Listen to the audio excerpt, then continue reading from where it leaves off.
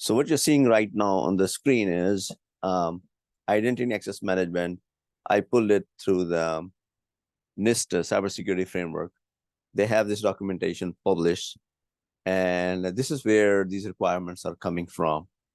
And in a mature cybersecurity practice, these are followed when it comes to audit and risk and all that stuff. So this is one of those where it's coming from. If you look at the difference verbiage, identity management, authentication, and access.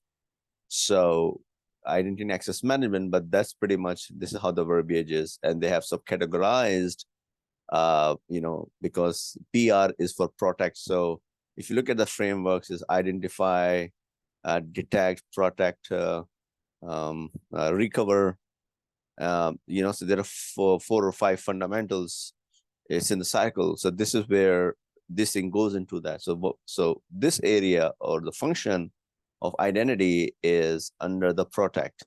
Then you need to know how you're going to protect those identities. If you look at here, access to the physical and logical asset is limited to authorized user. So authorization, we're talking about to users. Authorized services, service can be APIs, and hardware, authorized hardware, which is smart card and something along those lines, and is managed, commensurate with the assessed risk of unauthorized access. Formally, they have the number. So this is where identity, how are you going to protect those accounts and services and API? So let's take it simple. How are you going to protect those identities? And this is where they have subcategorized it.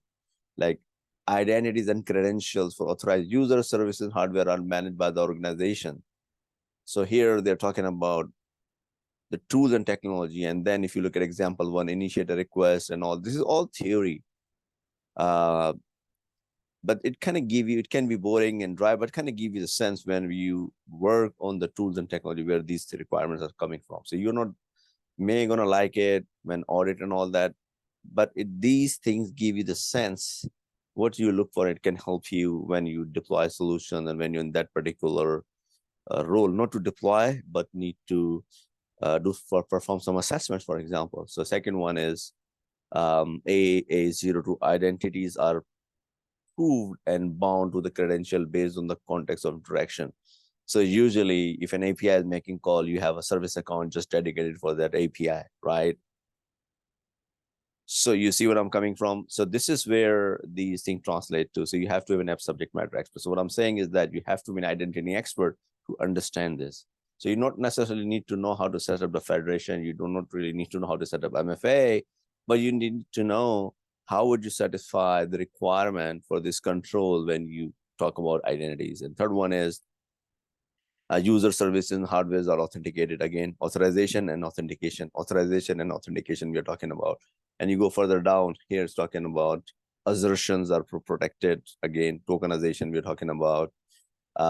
Number here, access 05, access permission, entitlement.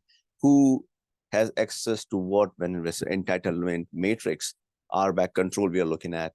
And going down is physical access is managed and monitored, like somebody has access to the data center along those lines. So that's in a nutshell. I wanted to give you a very high level about this framework.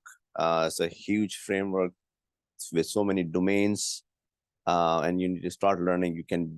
You got to be a master in every domain. When they talk about these control like identity, you need to be a subject matter.